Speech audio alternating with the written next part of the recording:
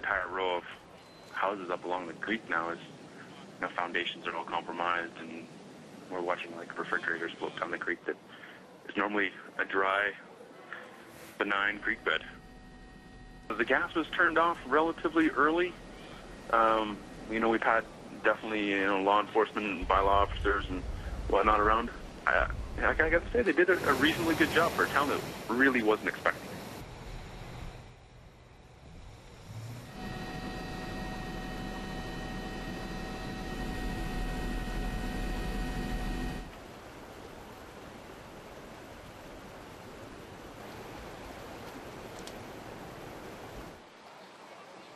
This is the worst I've ever...